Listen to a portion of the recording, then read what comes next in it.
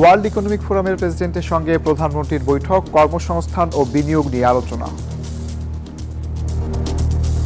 কিভাবে বিনিয়োগ বৃদ্ধি করতে পারে, কিভাবে কর্মসংস্থান সৃষ্টি করতে পারে, কিভাবে দেশের মানুষের অগ্রযাত্রার পথকে আরো ধাবিত করা যায়, এগুলি নিয়ে তাদের বিশদ আলোচনা হয়েছে। রাজনৈতিক পালাবদলের মধ্যে চীন সফরের নতুন সুযোগ দেখছেন বিশ্লেষকরা। বাইলেটারাল এফটিএ না করেও বাংলাদেশের পণ্য কিন্তু চীনের বাজারে রপ্তানি করা সম্ভব হতে পারে। ৩ বছর পর এলডিসি উত্তরণের প্রস্তুতি নিচ্ছে সরকার, জানিয়েছেন বাণিজ্য মন্ত্রী। উত্তরণ পরবর্তী রপ্তানি ঝুঁকি কমাতে তৈরি পোশাক নির্ভরতা কমানোর তাগিদ অর্থনীতিবিদদের। ভরা মৌসুমে চট্টগ্রামের বাজারে বেড়েছে চালের দাম। সিন্ডিকেট ও বাজার ব্যবস্থাপনায় অভাবকে দুষছেন ক্রেতারা। স্বাগত পূবাল ব্যাংক পিএলসি বিজনেস টাইমে, সাথে আছে শাহরিয়ার অঙ্কুর। দেখছিলেন সংবাদ শিরোনাম। বাংলাদেশি পণ্য ও সেবা রপ্তানি বৃদ্ধির পাশাপাশি দেশের বৃহৎ অবকাঠামো প্রকল্পে বড় বিনিয়োগের লক্ষ্য নিয়ে চীন সফরে প্রধানমন্ত্রী তারেক রহমান। এই সফর ঘিরে বেইজিংয়ের সাথে অর্থনৈতিক ও কৌশলগত সম্পর্ককে নতুন উচ্চতায় নিয়ে যেতে সব ধরনের প্রস্তুতি নিয়েছে সরকার। বিশ্লেষকরা বলছেন, রাজনৈতিক পরিবর্তনের এই সময়ে প্রধানমন্ত্রীর সফর বাণিজ্য ও শ্রম বাজারে নতুন সুযোগের মাইল ফলক হতে পারে বলে। বাংলাদেশের অন্যতম উন্নয়ন ও বিনিয়োগ অংশীদার দক্ষিণ পূর্ব এশিয়ার দেশ চীন। সেই সম্পর্কে গতি বাড়াতেই নিজের প্রথম বিদেশ সফরেই চীনকে বেছে নিয়েছেন প্রধানমন্ত্রী তারেক রহমান। দেশের জ্বালানি, পরিবহন, তৈরি পোশাক, তথ্য প্রযুক্তি সহ বেশ কিছু খাতে বিনিয়োগ আছে চীনের। প্রধানমন্ত্রীর সফরে চীনের বিনিয়োগ আরও বাড়ানোর চেষ্টা থাকবে বাংলাদেশের। গত 5 বছর ধরে বাংলাদেশে বিদেশি বিনিয়োগের অন্যতম প্রধান উৎস চীন। ফলে প্রধানমন্ত্রীর এবারের সফরকে কেন্দ্র করে বিনিয়োগ সংক্রান্ত একাধিক উদ্যোগ এগিয়ে নেওয়া হচ্ছে। বাংলাদেশ থেকে চীনে রপ্তানিযোগ্য শতভাগ পণ্যে 2028 সাল পর্যন্ত শূন্য শুল্ক সুবিধা দিয়ে রেখেছে চীন। তারপরও চীন থেকে $17 বিলিয়ন আমদানির বিপরীতে বাংলাদেশের রপ্তানি $1 বিলিয়ন কম। বাণিজ্যের এই ঘাটতি কমিয়ে আনতে এই সফর গুরুত্বপূর্ণ বলছেন ব্যবসায়ীরা। বিরাট বড় একটা গ্যাপ রয়ে গেছে, আমাদের বাণিজ্য গ্যাপ। এটার জন্য কিন্তু চীন আমাদের বলেছে, আপনাদের জন্য এই পণ্য, এতগুলো পণ্য ডিউটি ফ্রি দেওয়া হলো। কিভাবে আমরা এখানে অন্তপক্ষে $3 বিলিয়ন পর্যন্ত আমরা এক্সপোর্ট করতে পারি, এই ধরনের একটা পরিকল্পনা নিয়ে এই পরিকল্পনা করতে হবে আমাদের সুদূর প্রসারী। সফরে তিস্তা মহাপরিকল্পনা, মোংলা বন্দরের আধুনিকায়ন ও ডিজিটাল সংযোগ সম্প্রসারণ সহ প্রায় 17টি চুক্তি ও সমঝোতা স্মারক স্বাক্ষরের সম্ভাবনা রয়েছে। সেই সাথে চট্টগ্রামের আনোয়ারায় চীনা অর্থনৈতিক অঞ্চল ও কেরানীগঞ্জ ইকোনমিক জোনে বিনিয়োগকারীদের জন্য জমি বরাদ্দ সংক্রান্ত চুক্তিগুলো চূড়ান্ত হতে পারে। মূলত দুটি দেশের মধ্যে একটা বাণিজ্য চুক্তি করার বিষয়ে নানা রকমের চিন্তা ভাবনা হচ্ছে, কিন্তু এই মুক্ত বাণিজ্য চুক্তি করতে গেলে বাংলাদেশে একটা বড় রেভিনিউ লস হতে পারে। তো সেটা একটা বড় চিন্তার বিষয়। তো সেটা কিভাবে আসলে অ্যাড্রেস করে সেটা দেখতে হবে। তবে আসলে এই বাইলেটারাল এফটিএ না করেও বাংলাদেশের পণ্য কিন্তু চীনের বাজারে রপ্তানি করা সম্ভব হতে পারে। সফর ঘিরে $9 বিলিয়ন বেশি ঋণ ও বাজেট সহায়তার প্রস্তাব বিবেচনায় থাকবে। পাশাপাশি 25শে জুন বেইজিংয়ে অনুষ্ঠিত হতে যাচ্ছে বাংলাদেশ বিনিয়োগ সম্মেলন। হোসাইন শাহাদাত, নিউজ 24, ঢাকা। প্রধানমন্ত্রীর চীন সফরে সোলার প্যানেল বিষয়ে বড় চুক্তি হতে পারে বলে জানিয়েছেন জাতীয় সংসদের সরকারি দলের চিফ হুইপ নুরুল ইসলাম মনি। মঙ্গলবার সৌর বিদ্যুতের গুরুত্ব নিয়ে গবেষণা সংস্থা সিপিডির আয়োজনে বক্তারা বলেন, বিদ্যুতের উৎপাদন আর বিপণনে খরচ বৃদ্ধির বিপরীতে ভালো বিকল্প সৌর বিদ্যুৎ। বাংলাদেশে 2030 সালের মধ্যে মোট বিদ্যুতের 20% নবায়নযোগ্য উৎস থেকে উৎপাদনের টার্গেট সরকারের। বিশেষজ্ঞরা বলছেন, ঘনবসতিপূর্ণ বাংলাদেশে বড় সোলার পার্কের জন্য জমি পাওয়া কঠিন হলেও সৌর বিদ্যুৎ উৎপাদনে দেশের প্রায় 7,000 তৈরি পোশাক ও বস্ত্র কারখানার ছাদ ব্যবহার করা যেতে পারে। রাজধানীতে সিপিডি আয়োজিত এক অনুষ্ঠানে মত বিনিময় করেন তারা। We are entering to a net metering system. In Bangladesh, our large area solution would be in the grid-based solution.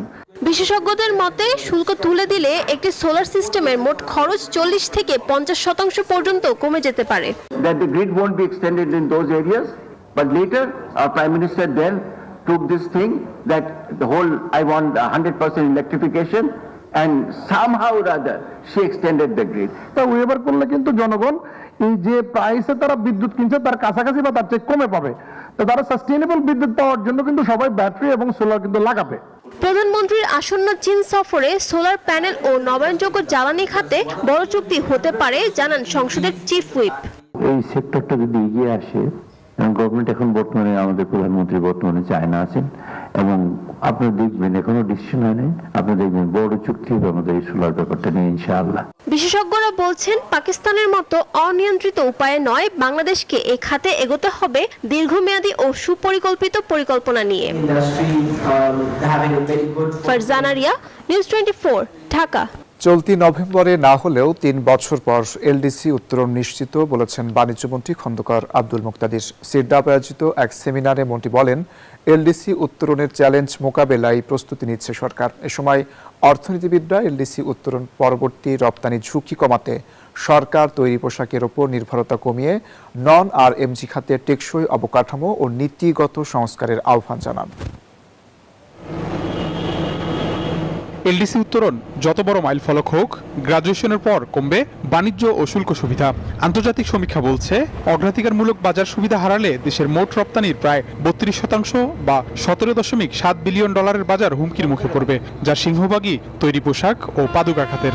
আর এ ঝুঁকি কমাতে রপ্তানি খাতের বিকেন্দ্রীকরণে জোর দিচ্ছেন বিশেষজ্ঞরা। এক্সট্রা কস্ট হয়। মঙ্গলবার রাজধানীর সিরডাপ মিলনায়তনে research and policy integration for development rapid আয়োজিত বেসরকারি খাতের প্রতিযোগিতা ও সম্ভাবনা বিষয়ক সেমিনারে উঠে আসে দেশের রপ্তানি খাতের প্রতিবন্ধকতার নানা চিত্র। নন আরএমজি খাতের টেকসই অবকাঠামো ও নীতিগত সমাধানে গুরুত্ব দেন বক্তারা। ক্যাশ ইনসেন্টিভ আস্তে আস্তে যে আমাদের হয়তো এলডিসি গ্রাজুয়েশনের পর কমিয়ে দিতে হবে, অল্টারনেটিভ মেকানিজম গুলো আসলে কি হতে পারে, তো সেটি আসলে আমাদের অ্যাটেনশনটা দরকার। ইন্টার মিনিস্ট্রিয়াল কোঅর্ডিনেশন বাংলাদেশে খুবই গুরুত্বপূর্ণ। কোঅর্ডিনেশন না হলে আমরা বলি ইকোনমিস্টরা কোঅর্ডিনেশন ফেলিয়ার। তার মানে দাঁড়ায় যে পলিসিগুলো নিতে চায় সেই পলিসিগুলো ভালো করে কাজ করে না। রপ্তানি বৈচিত্র্যকরণে চামড়া, আইটি ও কৃষি প্রক্রিয়াজাত পণ্য সহ সম্ভাবনাময় খাতগুলোকে এগিয়ে নিতে 3,700 কোটি টাকার প্রকল্প নেওয়ার কথাও জানান বাণিজ্য সচিব।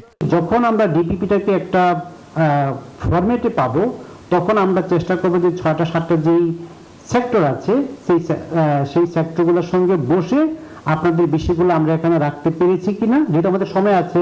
এ সময় বাণিজ্যমন্ত্রী বলেন, নীতি সহায়তা ও গার্মেন্টসে মূল্য সংযোজন বাড়ানো গেলে রপ্তানি 50 বিলিয়ন থেকে $150 বিলিয়ন উন্নীত হওয়া সম্ভব। 5-7টা সেক্টরকে আমরা যদি প্রপারলি একটু ডিজাইন করি, প্রপারলি পলিসি সাপোর্ট দেই, এই 50 বিলিয়নের এক্সপোর্টটাকে 100-150 বিলিয়নে নিয়ে যাওয়া এত কঠিন কোনো কাজ না। প্রস্তাবিত প্রকল্পগুলো বাস্তবায়িত হলে আইটি ও চামড়া খাতে 30% পর্যন্ত রপ্তানি বাড়ানো সম্ভব বলেও মনে করেন খাত সংশ্লিষ্টরা। একটা প্রকল্প যদি আবি আব্দুল্লাহ, নিউজ 24, ঢাকা। ভরা মৌসুমে আবারও চট্টগ্রামের বাজারে বেড়েছে সব ধরনের চালের দাম। এক সপ্তাহের ব্যবধানে বস্তা প্রতি দাম বেড়েছে 200 থেকে 250 টাকা পর্যন্ত। এতে ক্ষুব্ধ ক্রেতারা সিন্ডিকেট ও বাজার ব্যবস্থাপনার অভাবকে দুষলেন। আর বরাবরের মতো পাইকাররা দায় চাপালেন উত্তরবঙ্গের আড়তদারদের উপর। নয়ন বরাজয় রিপোর্ট। চট্টগ্রামের সবচেয়ে বড় চালের আড়ত পাহাড়তলীর চাকতায় বাজারে চাল সরবরাহে কোনো ঘাটতি নেই, তারপরও দাম বৃদ্ধি। মাত্র এক সপ্তাহের ব্যবধানে স্বর্ণা, মিনিকেট, ফাইজাম সহ বিভিন্ন ধরনের চালের দাম বস্তাপ্রতি বেড়েছে 200 থেকে 250 টাকা। আর সুগন্ধি চালের ক্ষেত্রে বস্তাপ্রতি বৃদ্ধি 1000 থেকে 1500 টাকা পর্যন্ত। যে চিনুগুড়া আপনার 2 মাস আগে ছিল যে আপনার 6000 টাকা, সেই চিনুগুড়া এখন 7800 টাকা, 8000 টাকা চলতেছে। ভরা মৌসুমে চালের দাম বৃদ্ধিতে ক্ষুব্ধ ক্রেতারা। তারা বলছেন সিন্ডিকেটের কারণে হঠাৎ করে চালের দাম বেড়েছে। বাজার মনিটরিং ব্যবস্থা না থাকার কারণ কেউ দুষলেন তারা। আমার মনে হয় যে ভরা মৌসুম উপলক্ষে চাউলের বাজারটা যদি আগের তুলনায় অর্থাৎ 50 থেকে 60 টাকার মধ্যে হলে মনে হয় সবাই অন্তত কিনা একটা অবস্থা থাকতো। বরাবরের মতো দায়সারা জবাব দিলেন পাইকাররা। তারা বলছেন উত্তরবঙ্গের মোকামগুলোতে চালের দাম বাড়ায় প্রভাব পড়েছে চট্টগ্রামের পাইকারি ও খুচরা বাজারে।